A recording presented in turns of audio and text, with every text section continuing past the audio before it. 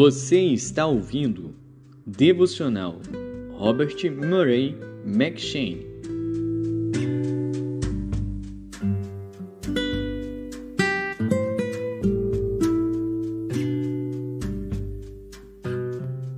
Gênesis.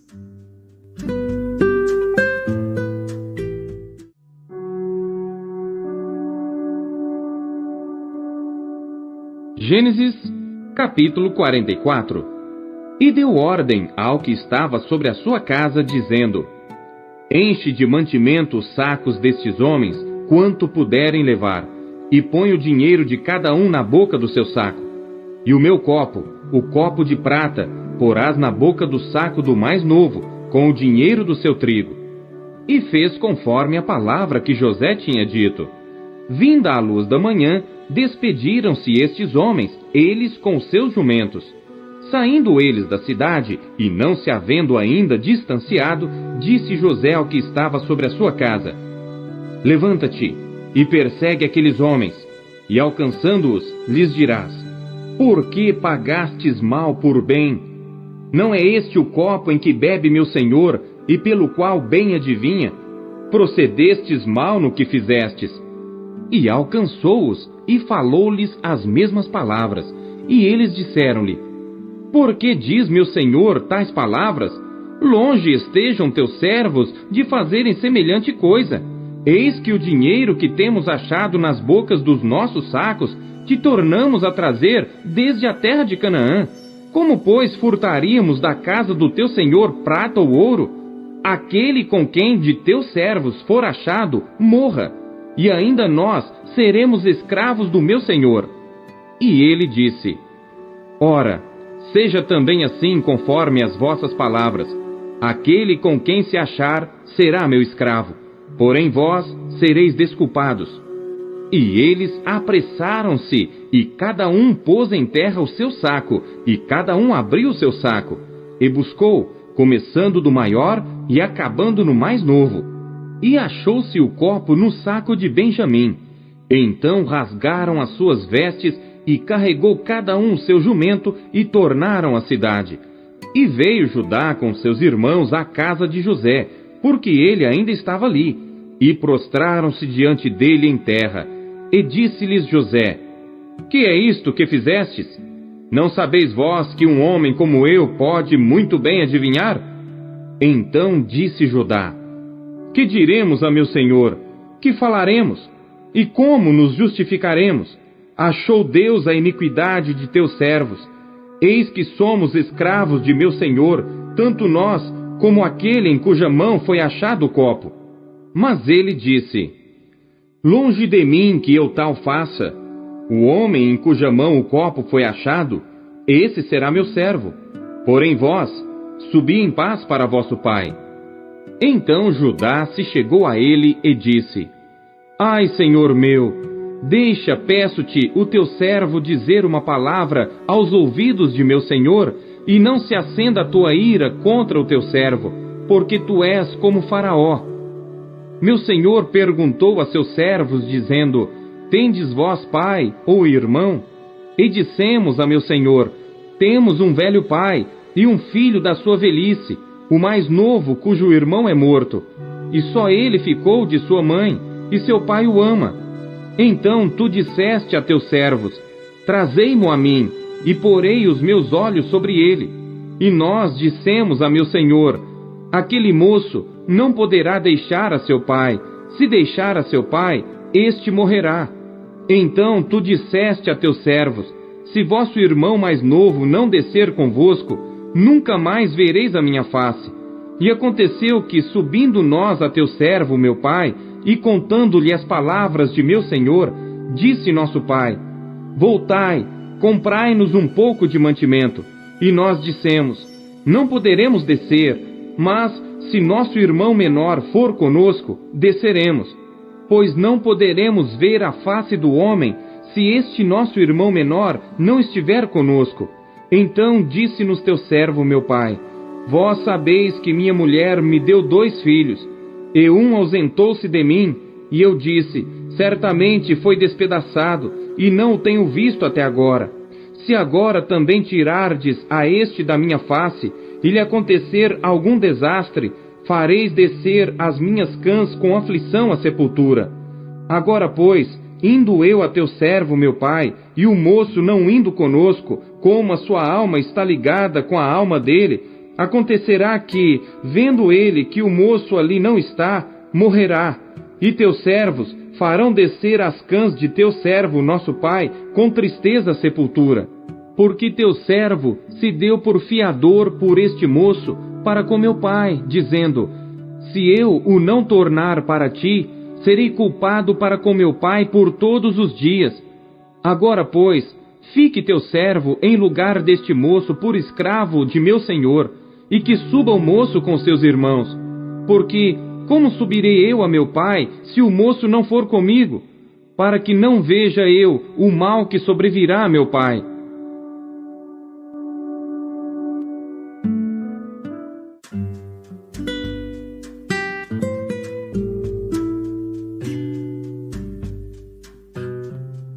Marcos.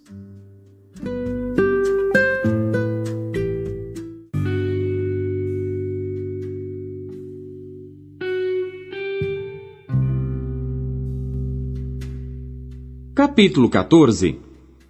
E dali a 2 dias era a Páscoa, e a festa dos pães ázimos, e os principais dos sacerdotes e os escribas buscavam como prenderiam com dolo e o matariam. Mas eles diziam: não na festa, para que porventura não se faça alvoroço entre o povo. E estando ele em Betânia, assentado à mesa, em casa de Simão o leproso, veio uma mulher que trazia um vaso de alabastro com unguento de nardo puro de muito preço, e quebrando o vaso, lhe derramou sobre a cabeça. E alguns houve que em si mesmos se indignaram e disseram: para que se fez este desperdício de unguento? Porque podia vender-se por mais de 300 dinheiros e dá-lo aos pobres. E bramavam contra ela. Jesus, porém, disse: deixai-a, por que a molestais? Ela fez-me boa obra. Porque sempre tendes os pobres convosco, e podeis fazer-lhes bem quando quiserdes, mas a mim nem sempre me tendes. Esta fez o que podia, antecipou-se a ungir o meu corpo para a sepultura. Em verdade vos digo que em todas as partes do mundo, onde este evangelho for pregado, também o que ela fez será contado para sua memória. E Judas Iscariotes, um dos 12, foi ter com os principais dos sacerdotes para lhe o entregar. E eles, ouvindo-o, folgaram e prometeram dar-lhe dinheiro, e buscava como o entregaria em ocasião oportuna. E no primeiro dia dos pães ázimos, quando sacrificavam a Páscoa, disseram-lhe os discípulos: aonde queres que vamos fazer os preparativos para comer a Páscoa? E enviou 2 dos seus discípulos e disse-lhes: ide à cidade, e um homem que leva um cântaro de água vos encontrará. Segui-o. E onde quer que entrar, dizei ao senhor da casa: o mestre diz: onde está o aposento em que hei de comer a Páscoa com os meus discípulos? E ele vos mostrará um grande cenáculo mobilado e preparado. Preparai-a ali. E saindo seus discípulos, foram à cidade, e acharam como lhes tinha dito, e prepararam a Páscoa. E chegada a tarde, foi com os 12. E quando estavam assentados a comer, disse Jesus: em verdade vos digo, que um de vós que comigo come, há de trair-me. E eles começaram a entristecer-se e a dizer-lhe um após outro: sou eu? E outro disse: sou eu? Mas ele, respondendo, disse-lhes: é um dos 12, que põe comigo a mão no prato. Na verdade, o Filho do Homem vai, como dele está escrito. Mas ai daquele homem por quem o Filho do Homem é traído. Bom seria para o tal homem não haver nascido. E comendo eles, tomou Jesus pão, e abençoando-o, o partiu e deu-lhe, e disse: tomai, comei, isto é o meu corpo. E tomando o cálice, e dando graças, deu-lhe, e todos beberam dele. E disse-lhes: isto é o meu sangue, o sangue do Novo Testamento, que por muitos é derramado. Em verdade vos digo que não beberei mais do fruto da vide, até aquele dia em que o beber novo no reino de Deus. E tendo cantado o hino, saíram para o Monte das Oliveiras. E disse-lhes Jesus: Todos vós esta noite vos escandalizareis em mim, porque está escrito: ferirei o pastor, e as ovelhas se dispersarão. Mas depois que eu houver ressuscitado, irei adiante de vós para a Galiléia. E disse-lhe Pedro: ainda que todos se escandalizem, nunca porém eu. E disse-lhe Jesus: em verdade te digo que hoje, nesta noite, antes que o galo cante 2 vezes, 3 vezes me negarás. Mas ele disse com mais veemência: ainda que me seja necessário morrer contigo, de modo nenhum te negarei. E da mesma maneira diziam todos também.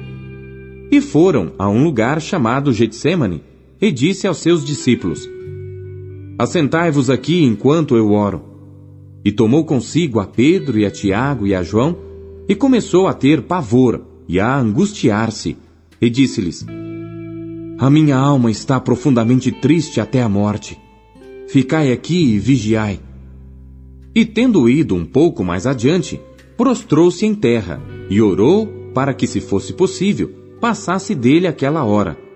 E disse: Abba, Pai, todas as coisas te são possíveis. Afasta de mim este cálice.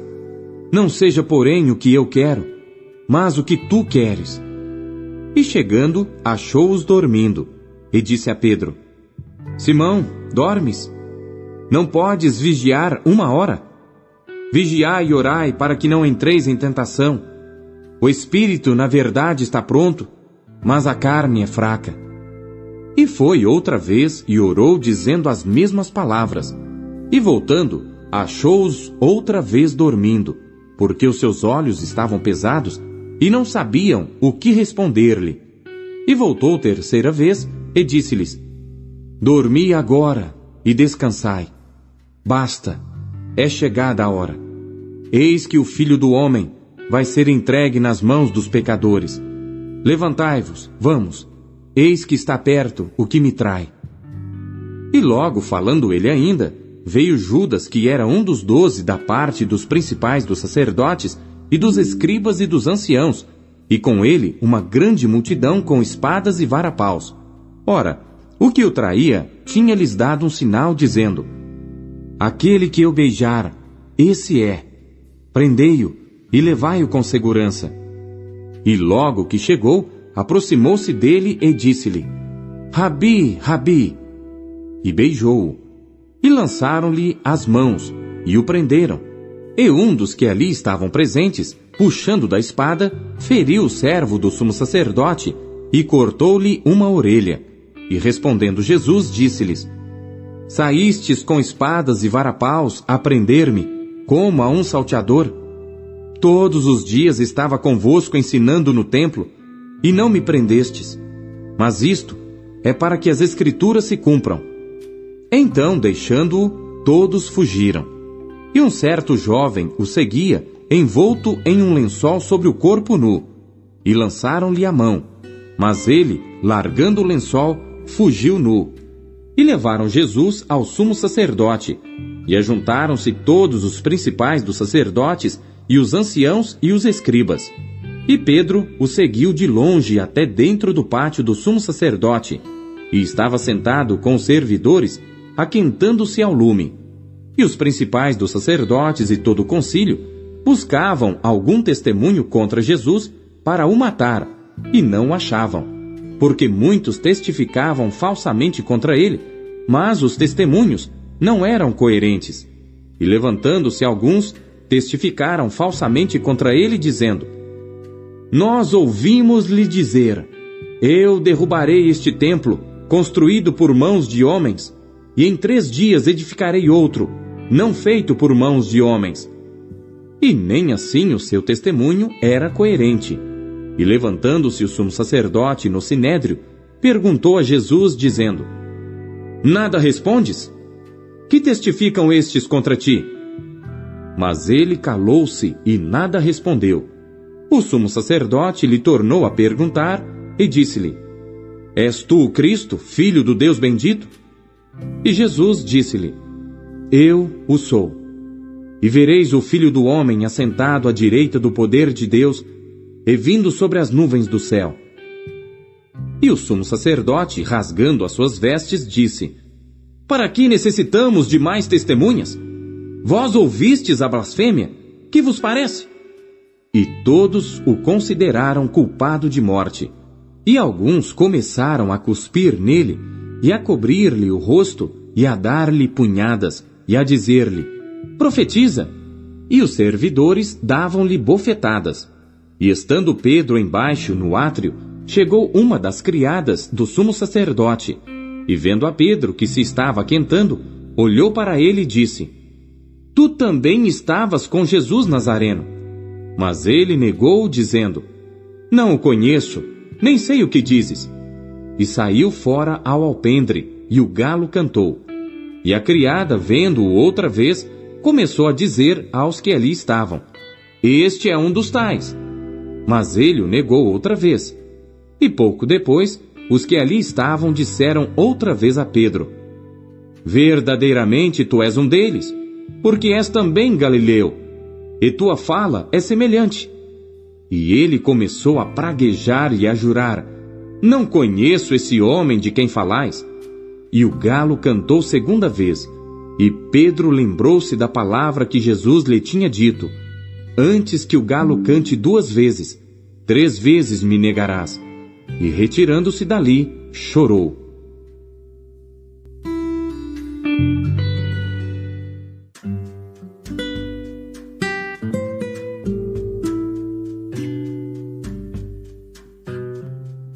Jó.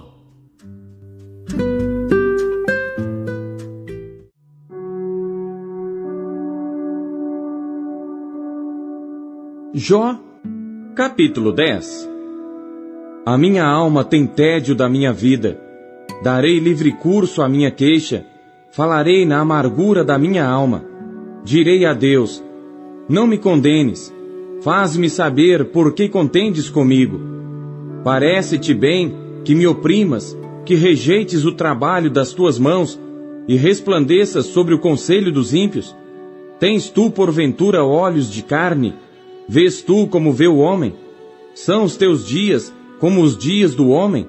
Ou são os teus anos como os anos de um homem, para te informares da minha iniquidade e averiguares o meu pecado? Bem sabes tu que eu não sou iníquo, todavia ninguém há que me livre da tua mão. As tuas mãos me fizeram e me formaram completamente, contudo me consomes. Peço-te que te lembres de que como barro me formaste, e me farás voltar ao pó. Porventura, não me vazaste como leite, e como queijo não me coalhaste? De pele e carne me vestiste, e de ossos e nervos me teceste. Vida e misericórdia me concedeste, e o teu cuidado guardou o meu espírito. Porém estas coisas as ocultaste no teu coração. Bem sei eu que isto esteve contigo. Se eu pecar, tu me observas, e da minha iniquidade não me excusarás. Se for ímpio, ai de mim, e se for justo, não levantarei a minha cabeça. Farto estou da minha ignomínia, e vê qual é a minha aflição, porque se vai crescendo. Tu me caças como a um leão feroz, tornas a fazer maravilhas para comigo. Tu renovas contra mim as tuas testemunhas, e multiplicas contra mim a tua ira. Reveses e combates estão comigo. Por que, pois, me tiraste da madre? Ah, se então tivera expirado e olho nenhum me visse, então eu teria sido como se nunca fora, e desde o ventre seria levado à sepultura. Porventura, não são poucos os meus dias? Cessa, pois, e deixa-me, para que por um pouco eu tome alento. Antes que eu vá para o lugar de que não voltarei, à terra da escuridão e da sombra da morte, terra escuríssima, como a própria escuridão, terra da sombra da morte, e sem ordem alguma, e onde a luz é como a escuridão.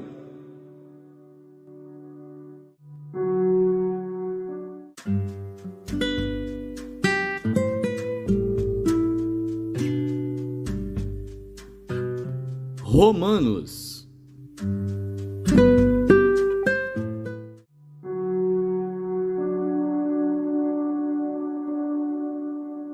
Capítulo 14.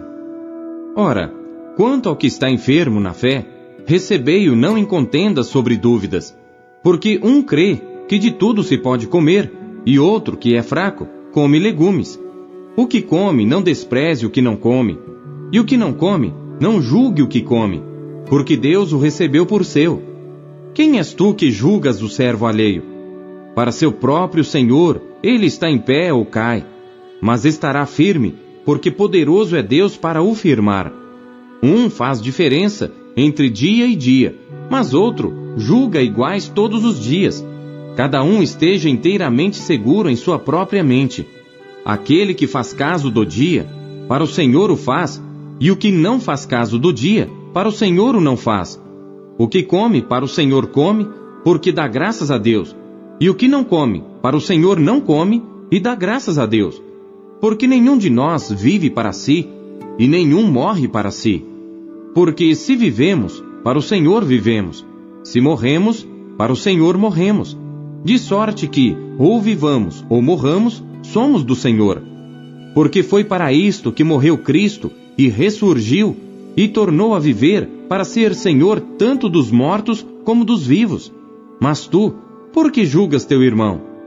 Ou tu também, por que desprezas teu irmão? Pois todos havemos de comparecer ante o tribunal de Cristo. Porque está escrito: como eu vivo, diz o Senhor, que todo joelho se dobrará a mim, e toda língua confessará a Deus. De maneira que cada um de nós dará conta de si mesmo a Deus. Assim que não nos julguemos mais uns aos outros, antes seja o vosso propósito não pôr tropeço ou escândalo ao irmão. Eu sei e estou certo no Senhor Jesus que nenhuma coisa é de si mesma imunda, a não ser para aquele que a tem por imunda, para esse é imunda. Mas se por causa da comida se contrista teu irmão, já não andas conforme o amor. Não destruas por causa da tua comida aquele por quem Cristo morreu.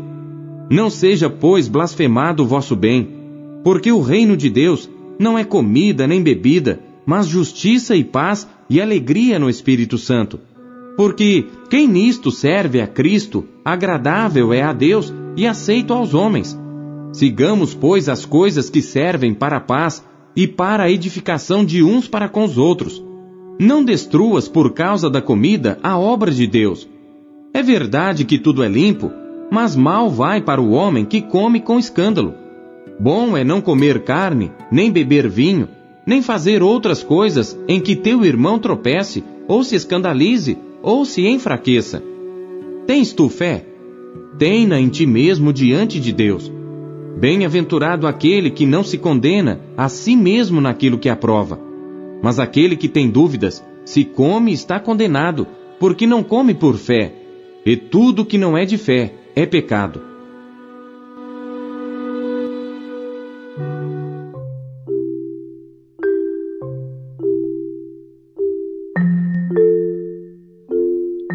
O que Deus falou com você por meio da leitura deste dia?